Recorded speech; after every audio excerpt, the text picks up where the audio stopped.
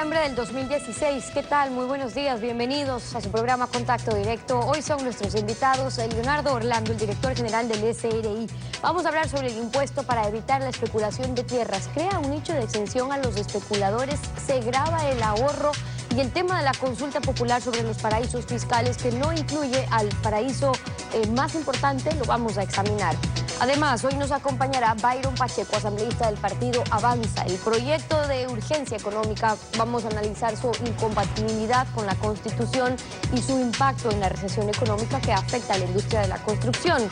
Además, Jaime Rumbea, el director de la Asociación de Promotores Inmobiliarios. El proyecto de ley para crear el impuesto del 75% sobre las ganancias extraordinarias en la venta de inmuebles para evitar la especulación. No incluye a los especuladores de tierras. Lo vamos a revisar. La actualidad, los protagonistas, el análisis y la información. En Contacto Directo.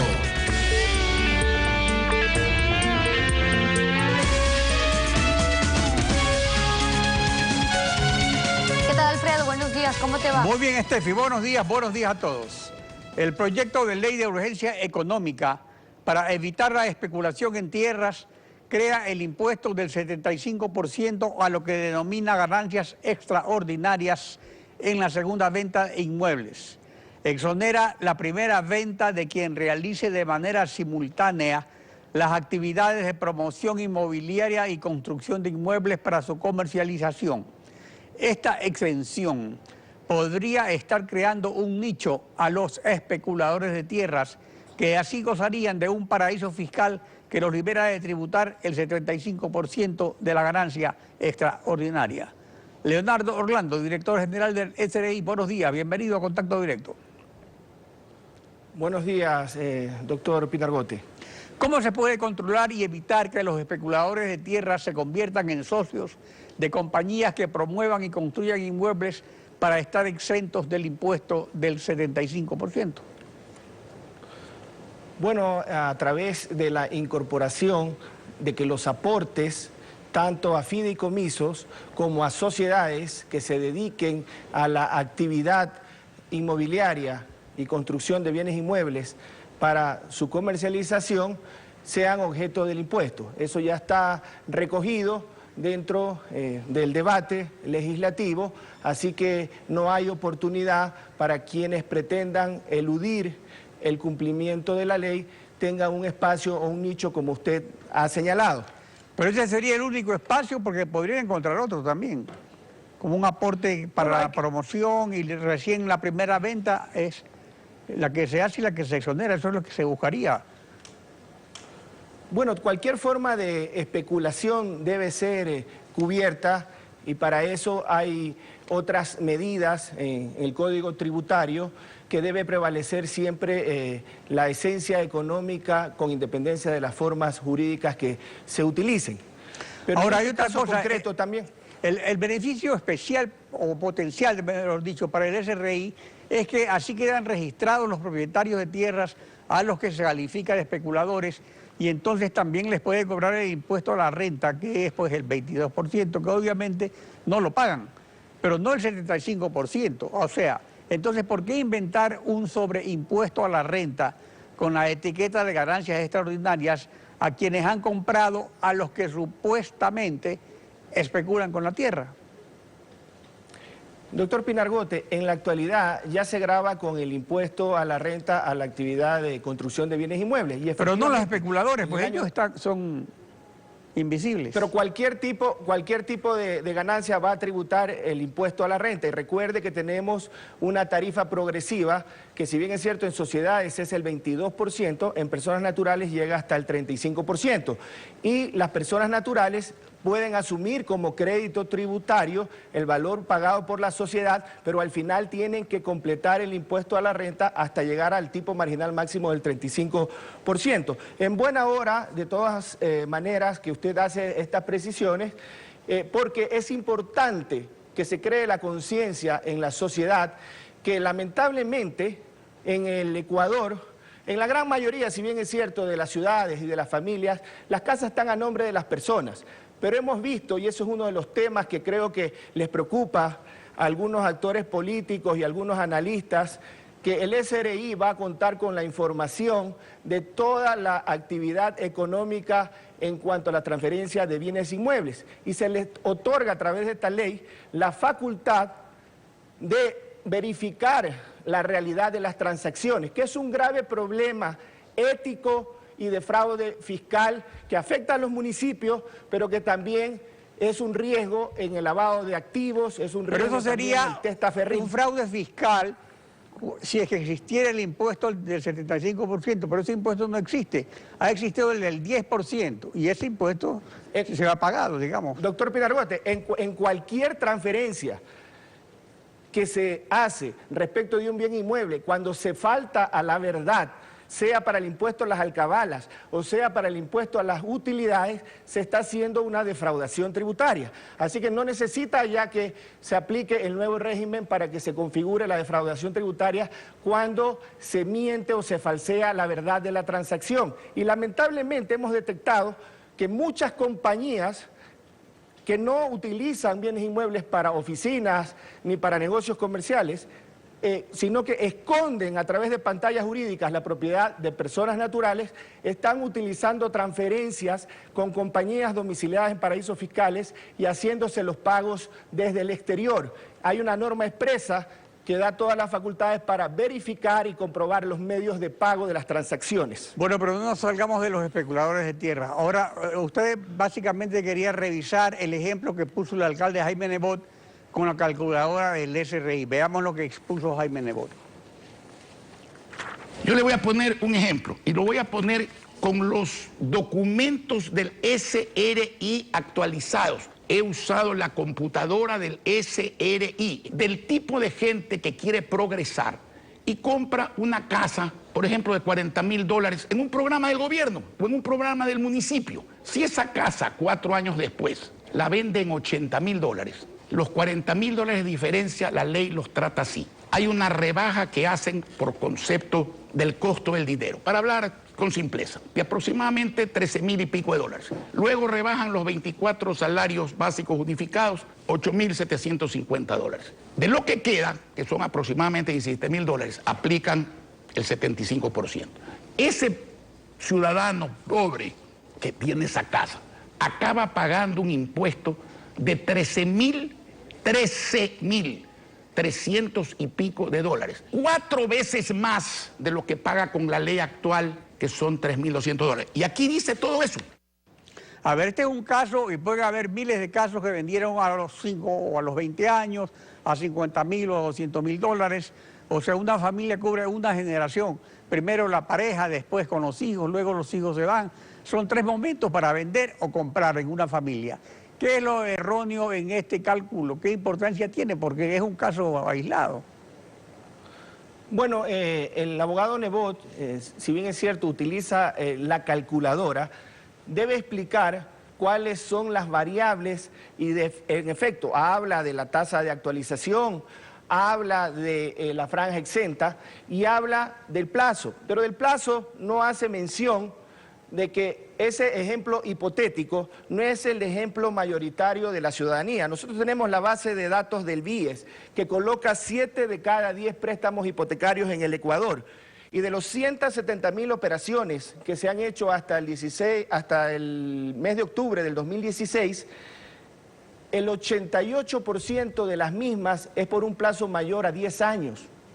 Y en cuanto al monto, el 93% de las operaciones de crédito son por un plazo mayor a 10 años. Es decir, que ese ejemplo en la realidad no se da. La tasa o el porcentaje de créditos entre 1 y 5 años es apenas del 1%. Entonces está partiendo primero de una supuesta realidad que no pasa. La mayoría de las familias no compran para vender un bien inmueble para su vivienda en 4 años. Y en su cuenta de Twitter también señala que es con crédito hipotecario, por eso hago referencia al tiempo promedio de los créditos, que en el Ecuador es de 16 años, de acuerdo a la información del BIES, y también que en el caso de los créditos menores a 5 años, apenas ni siquiera supera el 1%, y en cuanto al monto es el 0.4%. Entonces, eso es lo primero que hay que aclarar. No es lo que pasa en la mayoría de las familias, pero en el caso, en los pocos casos, en ese segmento del 1% que vende o que termina de pagar su crédito antes de 5 años, que no necesariamente es para venderlo, pero imaginémonos que un porcentaje de eso, el 1 por 1000 de la población, venda su bien inmueble dentro de un periodo tan corto como 4 años, no va a pretender ni aspira a ganar el 25% de tasa de ganancia simple anual. Con el ejemplo que hace... Claro, son casos que pasan porque también la tasa del crédito hipotecario cuesta el doble de lo que cuesta el depósito, la póliza de la acumulación. Y más que nada, estos casos son casos aislados, porque pueden haber miles de casos, porque cada caso es diferente al otro. Mire, sí, yo solo quiero mostrarle un ejemplo real, un ejemplo bastante aproximado a la realidad. Con los 15 años,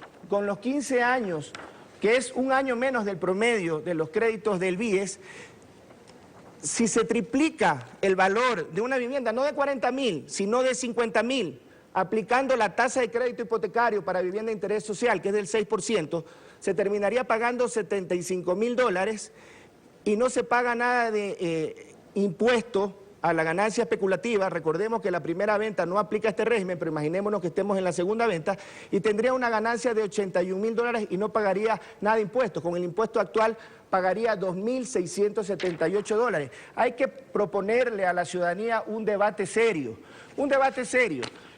Pero para eso sería más tiempo que el de un mes que han dado para el proyecto urgente.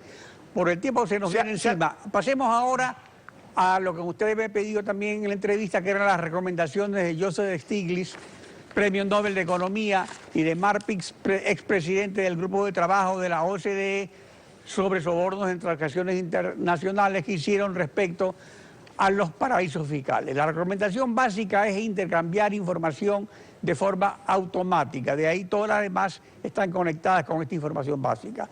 Al respecto tenemos que Panamá el 27 de octubre firmó en París un acuerdo con la OCDE de información automática para luchar contra los paraísos fiscales. Si Panamá firma con el Ecuador un convenio similar, ¿será excluido de la lista de paraísos fiscales del SRI? Bueno, una de las condiciones que establece la resolución del Servicio de Rentas Internas, a la que usted menciona también esta semana, que es una resolución que tendría la discreción de una autoridad, en este caso el director general del SRI, y que no está en ninguna ley. Debo precisarle que la facultad para emitir esa resolución al director general del Servicio de Rentas Internas la otorga la Ley de Régimen Tributario Interno, y la primera lista se emitió en el año 2008. Yo pedí la réplica a su comentario sobre las recomendaciones de Joseph Stiglitz, porque usted obvia decir que en el Ecuador, de las 12 recomendaciones de Joseph Stiglitz, del Premio Nobel de Economía, las 12 ya han sido implementadas en el Ecuador en mayor o en menor grado, 10 de las cuales están totalmente implementadas. Y yo eso lo señalé, de que se han dictado una serie de medidas en toda esta década, que justamente por eso el problema es que se refiere a la lista de paraísos, pero la lista de paraísos fiscales del SRI no incluye Estados Unidos, donde gran cantidad de ecuatorianos tienen depositados sus ahorros. Y según diario El País de Madrid, de febrero 5 de 2016, Estados Unidos se ha convertido en el paraíso fiscal favorito de las grandes fortunas, que las cuentas en Suiza, que también firmó el convenio de la información con la OCDE, se están trasladando a Estados Unidos porque Washington no ha firmado con la OCDE el convenio de información automática. Entonces, con estos antecedentes, ¿en qué ayuda la consulta popular del Pacto Ético a luchar contra los paraísos fiscales si no se incluye al mayor? Bueno, nuestra propuesta es más radical. Deben desaparecer los paraísos fiscales. Y eso lo venimos diciendo desde antes de la publicación. Pero la consulta popular no dice eso. La consulta popular se refiere... Bueno, no podemos regular algo que está en el contexto internacional y que son los países desarrollados los que tienen la posibilidad, a través de su poder económico y poder político, de desaparecer los paraísos fiscales. 300 economistas el mayor prestigio, hicieron una carta a los líderes del mundo indicándole que no hay razón ni ética, ni moral, ni jurídica, ni económica para que sigan existiendo los paraísos fiscales. Pero en el caso concreto de las recomendaciones de Stiglitz, precisamente la recomendación de intercambiar información de forma automática, nosotros ya la tenemos, por ejemplo, con Argentina, el convenio para evitar la doble imposición con Suiza, que es uno de los 17 convenios que no tenía la cláusula de intercambio de información, ya se cerró su negociación. No es tan fácil negociar con Suiza, pero ya se logró el ¿Y con Panamá no ha sido información. posible tener el acuerdo? Con Panamá no ha sido posible y realmente nosotros no ponemos solo como condición la firma del convenio de intercambio de información, sino el intercambio efectivo de la misma. Por eso también nosotros en el contexto internacional vamos a participar en todos los foros y le estamos planteando a la ONU que tenga un rol más proactivo y que no sea solo la OECD la que plantee el intercambio de información automática, en cuyo caso, en el foro de transparencia y de intercambio global de información, el Servicio de Rentas Internas, el gobierno ecuatoriano, está realizando todas las gestiones necesarias para contar con el acceso al intercambio automático en otros países. Y lo vamos a hacer en todas las vías, en las vías multilaterales y en las vías bilaterales. En este caso... Ya, pero eso está fuera, digamos, de la consulta ética. El asunto es que son competencias del SRI, que el SRI... En el caso de el Estados SRI Unidos, las ha venido cumpliendo.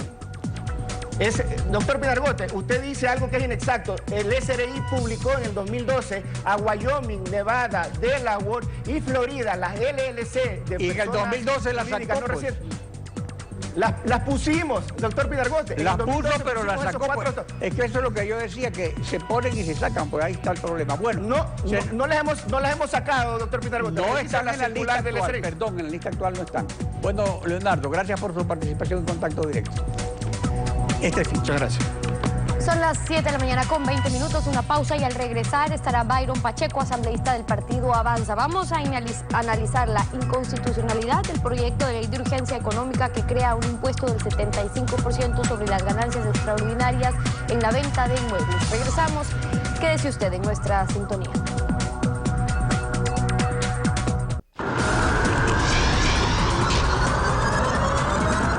Pacheco, asambleísta de Avanza por la provincia del Cañar, bienvenido a Contacto Directo. Muy buenos días, Steffi, muy buenos días al país. Buenos días. El proyecto de ley de plusvalía, al que lo han llamado proyecto de ley para evitar la especulación, grava con un 75% la ganancia que consideran extraordinaria en la transferencia de bienes inmuebles. Y esto ya ha causado reacciones en distintos sectores. Usted alega que el proyecto es inconstitucional. ¿Por qué inconstitucional? A ver, partamos de que es inconstitucional porque el proyecto aborda dos temas. En un solo proyecto no se puede abordar dos temas, reformas en el orden tributario y reforma también disposiciones del COTAD, por un lado. Por otro lado, atenta contra el derecho a la propiedad privada que está garantizado en la Constitución de la República del Ecuador. Pero además de eso, consideramos de que es un proyecto inoportuno, inconveniente y antitécnico. ¿Por qué decimos esto? Porque en la actual situación económica por la que atraviesa el país, que es una de las más difíciles de las últimas décadas, lo que necesita el Ecuador es que se le inyecten capitales. Lo que necesita el Ecuador es empleo. Y para que haya empleo necesitamos seguridad jurídica, certidumbre, que se dinamice la economía, que el aparato productivo empiece a rendir y a producir. ¿Para qué? Para que los ecuatorianos tengamos liquidez. Pero ¿dónde y para está el tener liquidez necesitamos trabajo. Al que usted se refiere contra la propiedad privada. ¿Qué pasa cuando el Estado le dice al ciudadano, esto es lo que es correcto ganar, esto es ilegítimo? Porque por eso es que fijan una ganancia ordinaria que se calcula al multiplicar el valor de adquisición del bien por un factor de ajuste que toma como referencia la tasa de interés pasiva, no la activa, que es a la que uno se endeuda cuando saca un crédito. Entonces, si su ganancia sobrepasa lo que el gobierno dice debe ser la ganancia razonable más unos $8.000, ya es especulación. ¿Qué pasa allí? Bueno, primero que este proyecto fue presentado hace un año y debido a la convulsión social, a la agitación ciudadana por la preocupación de la gravedad que causa los efectos de ser aprobado este proyecto, el presidente lo retiró. Se vuelve a resucitar este proyecto y existen dos diferencias con el proyecto original. El primero, de que ya no va parte de esa recaudación tributaria extraordinaria a la que se le ha calificado como ilegítima al Estado central. Va todo a los gobiernos autónomos descentralizados. Y segundo, de que existe una exención de 4 años para las empresas mineras, la misma que no estuvo en el proyecto inicial. Luego de ello, cuando el Estado interviene directamente en el modelo económico de libre mercado en el que está en el juego y de por medio y se mueve nuestra economía en base a la oferta y la demanda, le pone un techo a las utilidades. Y a quienes tienen un bien inmueble, un departamento, un terreno, una casa, una oficina, de cajón, de suyo, ya nos trata como especuladores porque vamos a ganar una ganancia ilegítima, porque lo obvio es que quienes tienen unos recursos e invierten en un bien como modo de ahorro, tengan el derecho a ganar una utilidad más allá de la que se produce en el banco. Lo contrario sería de que en vez de invertir en un bien inmueble, se ponga el dinero en la banca tenga un exceso de liquidez y en base a ese exceso de liquidez que se creería de que los ciudadanos van a correr al sistema financiero a pedir créditos. No, señor, no va a pasar eso, porque la construcción se va a detener, porque existe una desaceleración económica, es combatir porque la ha caído en un especulación. 10.3% las ventas en el sector inmobiliario. Ahora, eso en cuanto al sector inmobiliario, asambleísta, pero si lo que se quiere es combatir la especulación, ¿cómo se explica que estén exentos del pago en el proyecto de ley que plantean los promotores inmobiliarios? Es decir, según el argumento del gobierno, lo que se quiere es evitar que funcionarios públicos puedan utilizar información privilegiada y que haya quien se aproveche de esa tierra, esos suelos, para, por ejemplo, desarrollar proyectos, comprar más tierras, luego venderlos a precios mucho más altos o especular. Entonces, ¿dónde puede estar la especulación? Bueno, primero quedan exentos el sector inmobiliario y quienes se dediquen a la intermediación de bienes raíces de manera simultánea, dice el proyecto. Pero no están exentos aquellos que ponen el terreno en un fideicomiso para un proyecto inmobiliario, quienes administran el proyecto inmobiliario y quienes construyen el proyecto inmobiliario. Hablemos de la plusvalía. La plusvalía no es otra cosa sino la ganancia que se obtiene frente al precio de compra y frente al precio de venta. Es el resultado intermedio, es el ganancial. ¿Qué genera plusvalía? Por supuesto que tiene razón el Ejecutivo, el oficialismo, cuando se dice de que si se hacen obras en el entorno a la propiedad de un bien, esta va a subir de valor. Esto pasa aquí, en cualquier lugar del mundo. Pero esas obras son hechas, en el caso de los municipios, con plata de los ecuatorianos, en el caso del Estado central con plata de los ecuatorianos y en el caso de los GAT se lo paga a través de las mejoras. Se hace una calle, se hace un parque, se hace una obra. Pero no solamente allí, asambleísta, porque se puede pagar impuestos. También hay la minusvalía. No solamente allí, porque también está vigente, y por cierto, el impuesto predial, está esta tasa de contribución por mejoras a la que usted se refiere, hay alcabalas, hay impuesto a los solares no edificados. El COTAD ya establece un impuesto a la plusvalía por obras de infraestructura realizadas por el sector público. Entonces, si el Estado reconoce, asambleísta, según cito en su exposición de motivos, que está imposibilitado de recuperar la inversión pública, ¿no es ahí donde tiene que trabajar? ¿Se justifica gravar con un impuesto del 75% a toda ganancia que consideran extraordinaria, aun cuando eso sea producto de esta o de una inversión privada, por ejemplo? Inconstitucional porque es un impuesto confiscatorio. Actualmente estamos pagando todos los ciudadanos que adquirimos un bien o se vende un bien el 10% de plusvalía. Eso lo dice exactamente el COTAD. ¿Qué genera plusvalía? Las obras del Estado, completamente de acuerdo. Pero ¿qué va a pasar en la zona rural en donde no se paga plusvalía y en donde los terrenos vienen de generaciones atrás y en donde las escrituras están en sucres? Eso le dejo una primera interrogante. ¿Cómo van a calcular la plusvalía allí? En segundo lugar, Existen obras de que el Estado las hace, el Estado central o los GATS, que no necesariamente generan plusvalía, sino generan depreciación o minusvalía. Por ejemplo, un botadero de basura cerca a donde uno vive, tendidos eléctricos, carreteras. Les voy a poner un caso concreto en el Azuay. Se está construyendo una obra muy importante para los cuencanos y para los azuayos. Es el tranvía. El tranvía que comenzó y que no sabemos cuándo va a concluir. Los cuencanos que me están escuchando me darán la razón. Esta obra del Estado, que está en las condiciones que yo le estoy manifestando, ¿está generando plusvalía o minusvalía? O depreciación. Está generando depreciación. Ahora, porque con mucha gente todos está estos quebrando en estas argumentos, zonas. asambleísta, ¿qué van a hacer? Digo desde la asamblea, porque la verdad es que está corriendo el tiempo, les dieron apenas 30 días para el análisis, lo van a aprobar en un mes festivo y más allá de estar en contra, ¿hay algo que puedan hacer? ¿Hay algo que esté proponiendo Avanza respecto a esto? Bueno, nosotros consideramos de que este proyecto se tiene que archivar, solucionar los grandes problemas del país.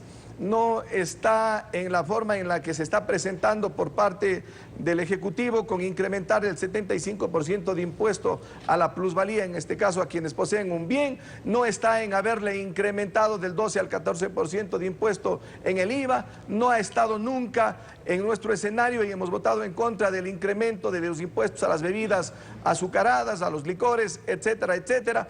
Está en disminuir el tamaño del Estado. Está en renegociar una deuda externa con los chinos. Está en que no se emitan bonos como recién se acaba de hacer de 750 millones de dólares al 10.5% de interés. Está en combatir a la corrupción. Existe, de acuerdo a lo que dice la Cámara de la Construcción, 20 regulaciones en el COTAD que permiten un mecanismo de control de especulación del suelo, que está en vigencia. Hay que actualizar los catastros. No se está actualizando los catastros. Esas son algunas de las observaciones. Las arcas fiscales de los municipios, créame usted, subirán considerablemente y tendremos recursos de esa manera para que no se castigue al pueblo ecuatoriano con más impuestos. Las respuestas de Byron Pacheco, asambleísta por la provincia del Cañar. Gracias por habernos acompañado en Contacto Directo. Muchísimas gracias a usted por la entrevista. 7:35, a usted. Una pausa y al regresar estará Jaime Rumbea, el director de la Asociación de Promotores Inmobiliarios. Vamos a hablar sobre este proyecto de ley para crear el impuesto del 75% sobre las ganancias extraordinarias en la venta de inmuebles para evitar la especulación, pero no incluye a los especuladores de tierras. Lo analizamos, quédese usted en nuestra sintonía.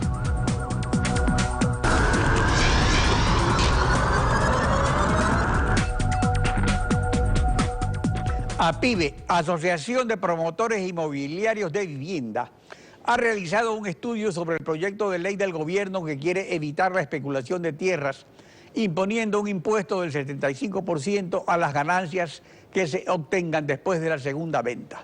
El estudio destaca que la vivienda no puede ser rehén de la campaña política. Está con nosotros Jaime Rumbea, director ejecutivo de APIVE. Buenos días. Bienvenido a Contacto Directo. Buenos días, Alfredo. Buenos días a todos los televidentes. El proyecto de ley exonera del impuesto del 75% a la primera venta de los promotores inmobiliarios que sean al mismo tiempo constructores de inmuebles. Crea así un nicho para los especuladores que lo pueden aprovechar. Esto evita la especulación de la tierra. ¿Serán los especuladores que pagarán este nuevo impuesto o quién va a pagar el impuesto? Lo que usted llama un nicho para los especuladores, debo entender que es el espacio que deja esta ley para que las primeras ventas que se hagan de tierra o de cualquier tipo de bien paguen el impuesto anterior, el impuesto vigente. ¿Y eso qué significa? Que se lanza como económico urgente, como si fuera una necesidad imperiosa en este momento que deberíamos de estar hablando de empleo. Yo le pregunto a los televidentes si queremos estar hablando de empleo o queremos estar hablando de un nuevo impuesto en este momento en el país. Y al lanzar esto en este momento, todos los que compraron en los meses y años anteriores para especular, como dice el gobierno, van a poder vender con el impuesto anterior, no con el impuesto nuevo. Así que esos están absolutamente exonerados. Aquellos que nosotros consideramos que sí deben de ser sancionados y penalizados y que hay medios para sancionar y penalizar, pero el gobierno no está usando esos medios. Porque además hay muchos tipos de especuladores. Pues hay especuladores más o menos formales, hay especuladores informales que son los que invaden las tierras ajenas. Pero en realidad, aparte de estos, ¿quién es el mayor especulador de tierras en el Ecuador? Bueno, yo no lo conozco, pero lo que sí sé es que hoy en día el Estado ecuatoriano, el gobierno, tiene una enorme cantidad de tierras ociosas, paradas, que si seguimos la teoría del gobierno respecto a la especulación, es uno de los mayores especuladores de tierra el mismo gobierno, porque al tener esas tierras paradas impide que entren al mercado y que se pueda lograr producir más vivienda, como es el objetivo de todos los ecuatorianos. Según las estadísticas del INEC, Instituto Nacional de Estadísticas y Censos, ¿qué representa la vivienda para el ahorro de una familia ecuatoriana? O sea, ¿cómo ahorran las familias en el Ecuador? La vivienda parece mentira, hemos visto las estadísticas.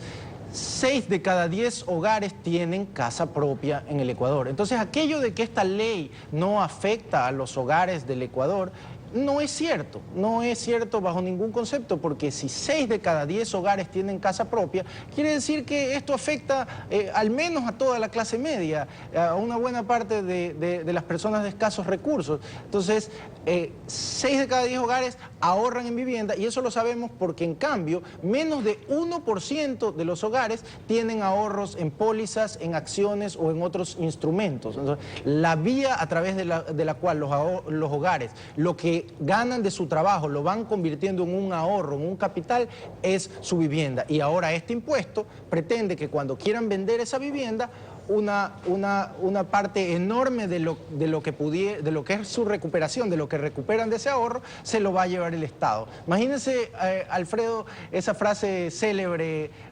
común, de un ojo de la cara. Un ojo de la cara es el 50% de los ojos. En este caso, estamos hablando del 75%, o sea que el impuesto es más que un ojo de la cara. Según el INDEC, ¿cómo está repartida la tenencia de la vivienda en los hogares ecuatorianos? Bueno, como le decía, 6 de cada 10, 63 hogares, 63% de los hogares tienen vivienda propia, hay algo arriba del 20% que alquilan, y el resto es otros tipos de tenencia como prestada, etcétera, y personas que pues no tienen simplemente vivienda, ni acceso a una vivienda, que es una minoría en este momento en el país. Ahora, el gobierno da la idea de que dice que una persona compra una vivienda y que con esa vivienda ya no compra ninguna otra vivienda, pero las familias es dinámica, las familias crecen, a veces se compran en varios momentos. Yo decía hace poco al director del SRI que cubren una generación, que primero es la pareja, puede ser que compre una vivienda pequeña primero, luego tiene los hijos, va aumentando la familia o progresa la familia, y luego también se van los hijos. O sea que hay 3 momentos en que es normal entonces de que hayan varias ventas de una vivienda, ¿o es lo normal, según dice el gobierno, que una vivienda se compre para toda la vida? Es absolutamente normal que los hogares cambien de vivienda a lo largo de su vida. De hecho, bastaría que el gobierno le consulte, por ejemplo, al BIES sus estadísticas para saber que los hogares cambian de vivienda, que alguien que sacó un crédito en un momento luego cambia de vivienda y sustituye ese crédito. De hecho, la respuesta a aquella falacia de que los hogares compran su vivienda para siempre y no para venderla y no para recuperar su inversión, es simplemente que basta preguntarle a una madre de familia si cuando compra su vivienda está pensando que no le interesa para nada lo que pueda obtener por esa vivienda el día que la venda, o si va a dejar a su marido que regale la casa el día que se quieran mudar a otro lado. Como eso no es cierto, como la vivienda no se compra para que al término de un tiempo se vaya por el caño, sino que se compra para poderla vender después e ir a un lugar mejor, o en el peor de los casos para dejarla de herencia para los hijos,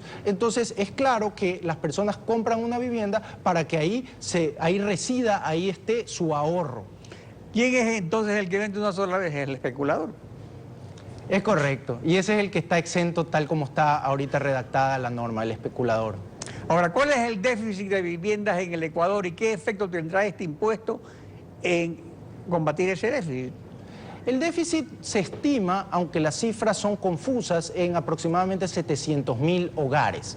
Es una gran cantidad de hogares, sobre todo porque lo que hemos logrado hacer, y en esto hay que ser claro, lo que hemos logrado hacer en vivienda en el país nos permite apenas planificar que en unos 10, 15 años podamos estar llegando a terminar con el déficit. Pero al ritmo al que vamos, debo decir que cuando el presidente anunció el proyecto de plusvalía en mayo del 2015 por primera vez, el número de hogares que reservan viviendas mes a mes, que nosotros lo registramos en la asociación, se derrumbó, es decir, menos hogares empezaron a reservar vivienda y esa cifra ha seguido cayendo hasta la fecha. Tuvo un aparente repunte al inicio de este año, pero nuevamente en mayo de este año el presidente anunció el proyecto de plusvalía y de nuevo se derrumbó la cifra. O sea que de con el reservas. proyecto será al suelo. Nosotros lo que hacemos votos, y como lo hemos solicitado y le hemos enviado este análisis técnico a los candidatos y al gobierno, es que pues entiendan los efectos de este proyecto y que sea retirado o sea archivado en la Asamblea, sobre todo porque, como decía en un inicio, en este momento debemos de conversar es de empleo. Bueno, Jaime, se nos terminó el tiempo y gracias por su participación. Gracias a ustedes. Concluimos así esta emisión. A ustedes, gracias también por su confianza y sintonía. Nos volvemos a encontrar mañana contigo, Alfredo Salinas. Conmigo hasta el próximo lunes. Nos vemos.